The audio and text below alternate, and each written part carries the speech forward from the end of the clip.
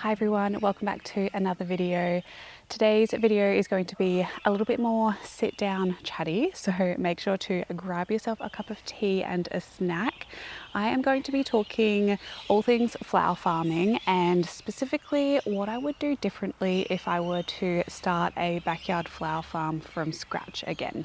I'm also going to be trying to apply these changes for the next year and a bit, depending on how long we are going to be living here for, because there is a lot of things that I have learned and things that I would definitely like to change if I redid this whole thing again from scratch. If you are new here, my name is Robyn and I live here on the south coast of New South Wales, Australia, with my partner, our 2 cats and our 4.5-month-old baby boy. He is growing so quickly, and that's my job at the moment, is to be a mum. It's not specifically to be a YouTuber or content creator or flower farmer.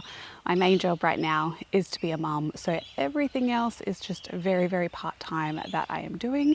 However, I'm still managing to continue this flower farming business because it brings me so much joy and I absolutely love it. I'm sitting here down at my flower farm at the moment. It is looking not the best, which is completely understandable. It's also change of season, so there's a lot of plants that are going over now, and yeah, it's just looking a little bit rough. However, the plan is to slowly tend to it over the next few weeks and months to bring it back to life and hopefully get some last crops in here before I shut the whole thing down and we move to a different property, which, yeah, I'm not too sure when that's going to happen, but for now the plan is to still grow some crops in this space here. I primarily just sell at my local garden centre at the moment and do special orders here and there. That's just what has been working for me at the moment, but I have previously sold at markets, which was definitely a much higher income than what I'm currently earning. However, it's just too hard with baby, obviously. So this is what's working for me at the moment. Now, I've done some videos in the past about lessons I've learnt and reflecting on my first year flower farming. I've done some financial reports on how I went, but I'm yet to do a video on what I would actually do differently in terms of physical, tangible actions that I want to implement in my flower farm. And I have a list of them today that I'm going to talk through, whether I get them all filmed today or this video is kind of clipped here and there because of outside noises and me having to go back inside soon. But let's just start with a quick background on the flower farm.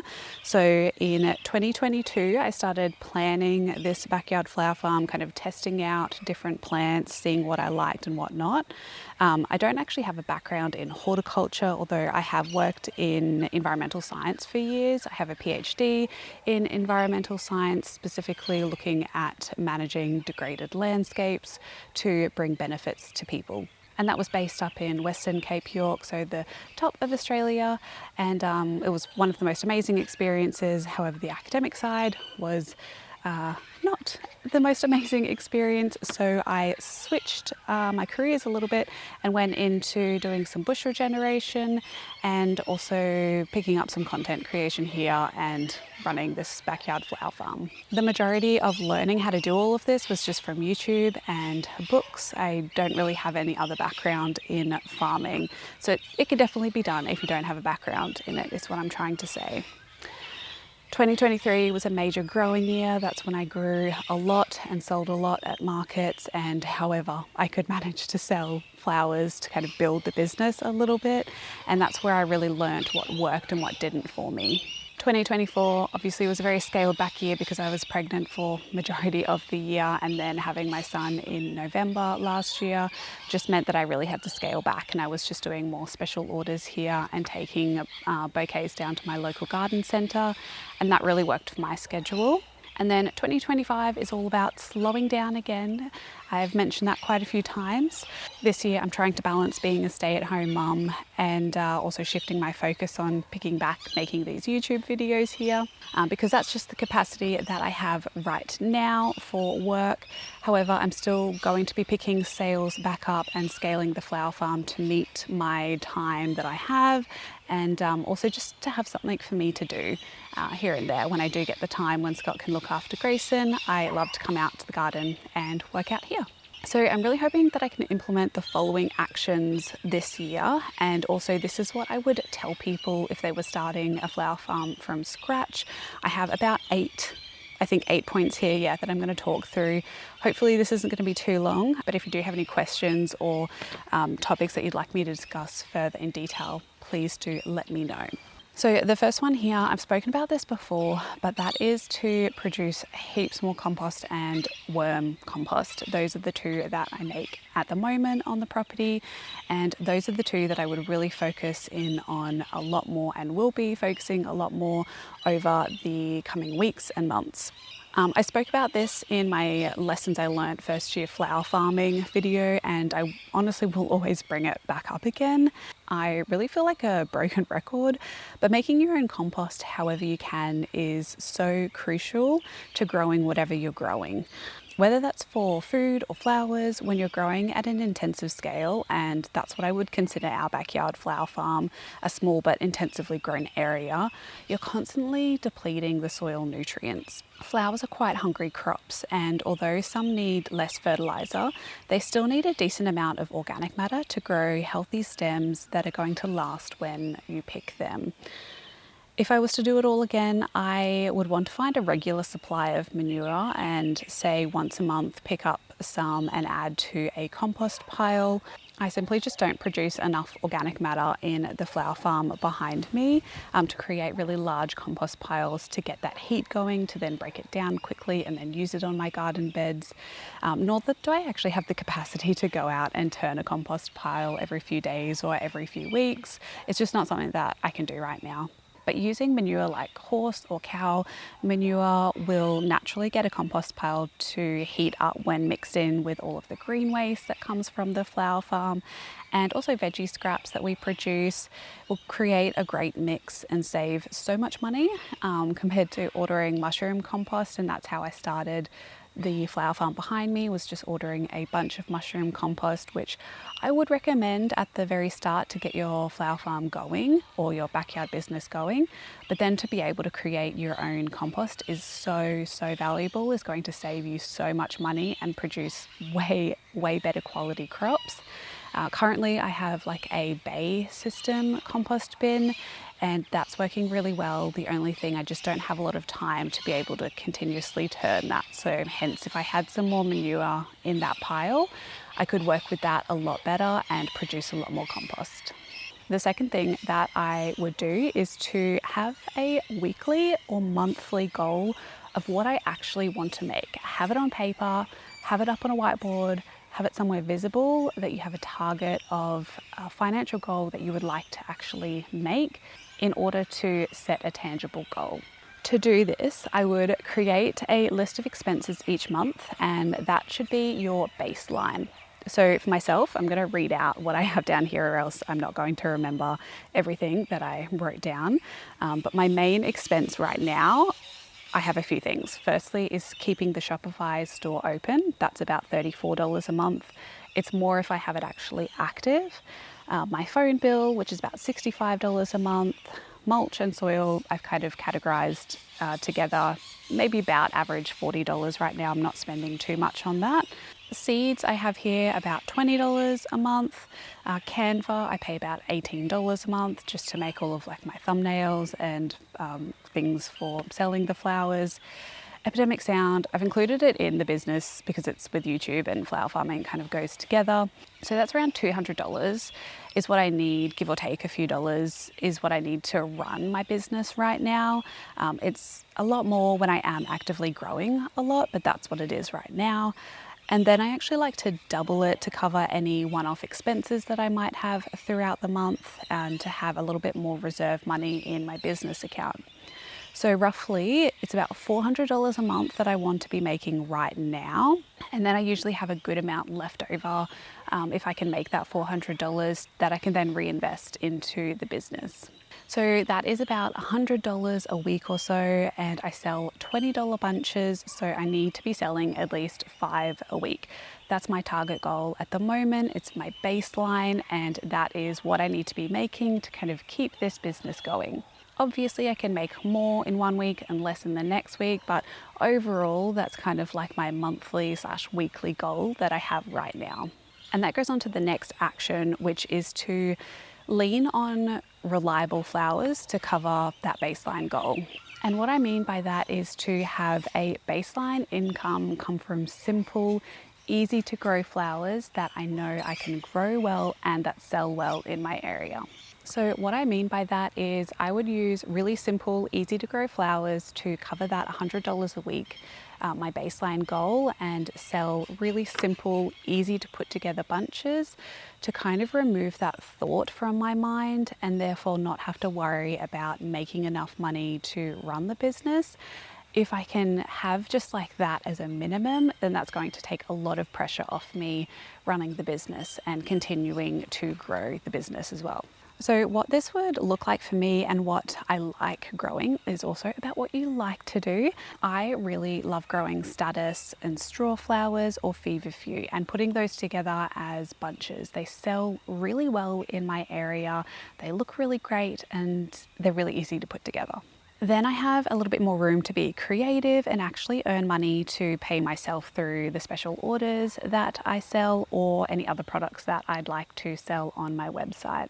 This is one way to do it, or you could just create a yearly expense chart and knock this out at the beginning of the season with selling flowers like ranunculus or anemones or tulips if you can grow them in your area, and have these cover all of your costs throughout the year so that you can just get that stress out of the way and enjoy the rest of the year growing your business.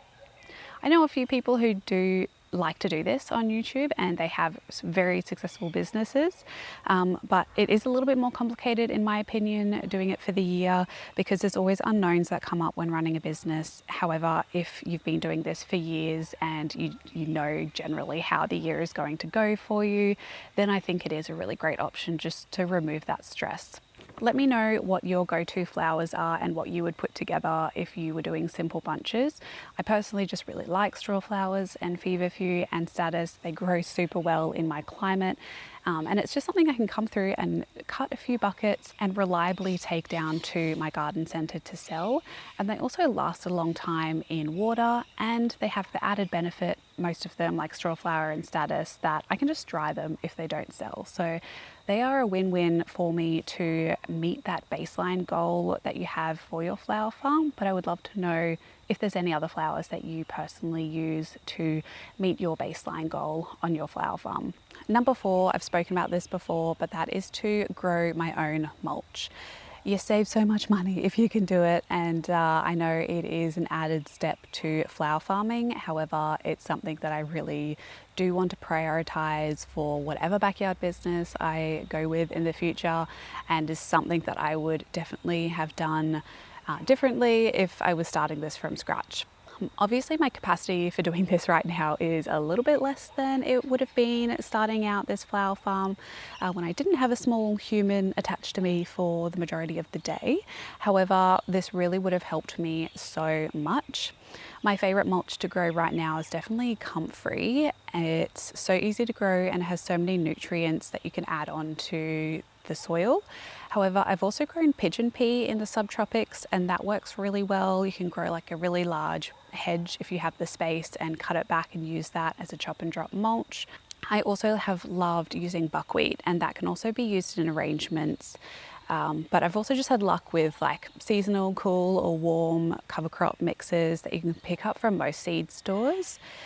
It really does save you so much money if you can grow your own mulch, specifically if you're growing it in the area where you're going to be planting flowers, particularly in Australia where our sun will fry the soil if left uncovered. And if you have grown your own mulch before, please do let me know, because I'm really interested in doing a lot more of that over the coming years, to really kind of just build that soil structure and organic matter in where I'm going to be growing flowers, and kind of just apply that permaculture principle of always covering the soil and adding back in from what you're taking out. Another one is to plan way harder for big events. I really didn't do this, and I don't know why. I think I didn't realize how many flowers I would have needed for a lot of these. And I really missed out a lot with the big floral events, I suppose you could say. I think because for us, things like Valentine's Day, they fall at a tricky time of the year. I suppose they do for the Northern Hemisphere as well, where there's not too many flowers available. For us, we're at the tail end of summer, or kind of in the thick of summer, really, where the humidity is at its highest, the plants are at their most stressed, and I just don't have a lot of patience or luck to grow things in February. My flower farm and gardens look so tired, and they look so worse for wear with it being the hottest month of the year. As I said, there's just so much. This year particularly has been really bad with the humidity, but there's also so many bugs around that time of the year. And to be honest, I am at my most grumpiest around that time of the year too, because I don't like the heat, I don't like the humidity, and I don't really like doing a lot of outside work around that busy time of the year. So Valentine's Day is pretty tricky in my opinion, and Mother's Day is also tricky because in May the flowers are really, really sad. I don't really have a lot of flowers around May. Maybe I can stretch the straw flowers a little bit and status, but there's not really much I have. I don't grow chrysanthemums, so that's definitely a crop that you can grow for Mother's Day. It's hit or miss whether you actually get them flowering around then, and with the weather being how it was this year, I don't know how they're going this year, chrysanthemums, but it's not something that I personally grow. So I don't really have a lot of flowers available around that time. However, in future, I will be planning a lot more for Valentine's Day by sowing more crops that are simple to grow, like just growing heaps more straw flowers and status, and also just giving myself a bit of grace about the work that I do in January, just taking a bit of a step back and focusing just on resting a little bit so that I'm not so burnt out by the time February comes around. For us, Christmas is actually quite a busy time of the year as well, which I need to lean into a lot more because we have an influx of tourists that come to the area, and they're always wanting flowers for Airbnbs. I have a few clients who have Airbnbs that I deliver to, and generally just people like flowers around summer. So that's another time of the year that's busy for us. But I would really recommend just kind of leaning into what that is like in your area, because you might have some kind of harvest fair or festival or something like that you can plan for and grow flowers for. But for us, definitely around Christmas and end of school is also a big one where a lot of mums are wanting to buy flowers for teachers. So that's another time of the year which is pretty busy for us. That also leans on to the next point, which is to grow more flowers to dry. And this is going to then allow me to actually have stock and flowers for these events. Where I am low on fresh flowers, I can then lean on my dry flowers. This also helps to fill that gap between about May and August when I don't really have any flowers before the ranunculus and anemones. And it also just allows me to take down some stock to my garden centre, or just have some flowers ready to go in my garage drying. The kookaburras are joining us right now. But yeah, I just love having dried flowers on hand because I also use them in my Christmas baubles, which I sell quite a lot of at the end of the year. So any that don't sell throughout the year, then I use them for the baubles. Number 7 is to coordinate more annuals, and this is primarily to remove the thought of what goes with what when I am making bouquets, to have a lot more colour coordination to make my life a lot easier. There's kind of a theme with a lot of these that it's really implementing systems that take a thought process out of my mind, or one step or two steps, to create a better flow to actually build bouquets and select flowers flowers to make bouquets to then meet that baseline goal and also just be a little bit more creative as well. This, I think, definitely takes time to both understand what colours you like to work with, but also what your customers like. So examples of flowers that really worked well for me were the Bennery's Giant Purple and the Bennery's Giant Lime. Those two flowers look amazing together, and I would definitely grow them together, like a row of each. Hopefully then they'd bloom at the same time because they sold really, really well. Or adding pink show dahlia, that's one of my favorites to grow, and I have a few still flowering in the garden, which is bringing me so much joy. And adding that with the lime Bennery's Giant, or pink and yellow, so adding like the pink show dahlias with feverfew. But there's just something about that chartreuse green colour that goes so well with purple and pink and is really eye-catching. It's sold really well, and it's just a little bit different that you don't really see. So that's something that I personally like. Like, I love green flowers and I love adding it with purple as well. They're my two favourite colours in the garden, and people around me also seem to like that combination. Also, marigolds and purple statice have worked really well. Marigolds were one that I grew this year for the first time, and I will definitely be growing these again. They grow really well here, they're super easy, and they really added that pop of colour that I wanted in some of my special order bouquets that I've made, and that in combination with the purple statice is stunning and would definitely recommend. Lastly, the last point that I have here, there's probably heaps more that I haven't spoken about, but the last one that I have on my list here is to utilise crops for both flowers and greens. Again, taking a step out of the equation of what to cut for a bouquet, using flowers for multiple stems in a bouquet is really, really crucial and saves a lot of time and a lot of thought process about how I'm going to add some greens into a bouquet, because that is something that you will need quite a lot of, is some kind of filler or greenery to bulk out your bouquet to then fill it in with all of your beautiful flowers. Cosmos is definitely my go-to for this. I will always grow cosmos for the greenery in bouquets. Looks amazing, lasts really long in water, and the stems, you can get really nice strong stems if you go for like the middle leader stem of cosmos, and it just throws off so many stems all the time. So I'm constantly cutting back cosmos anyway. And another one is dahlias. I'm cutting back dahlias quite a lot as well to make sure that I'm getting nice, strong and long stems. They also last quite a long time in water, I found. And Dusty Miller is the other one that I would recommend, and that kind of covers all bases. I've got that lighter grey green foliage from the Dusty Miller, the really deep dark green from the dahlias, and then that bright gorgeous fluffy green from the cosmos. Again, that's just what works for me in my garden, those varieties, but let me know if you have any others that you also use for flowers and also greenery too. So I think I'm going to wrap the video up here. That's going to conclude the list of things that I would do differently. This video was a little chaotic with lots of dog noises, so hopefully that's not picking up on the microphone. However, thank you so much for watching this video. I hope it was useful to you and gave you some tips on starting a flower farm, maybe some things that you might have not have thought of.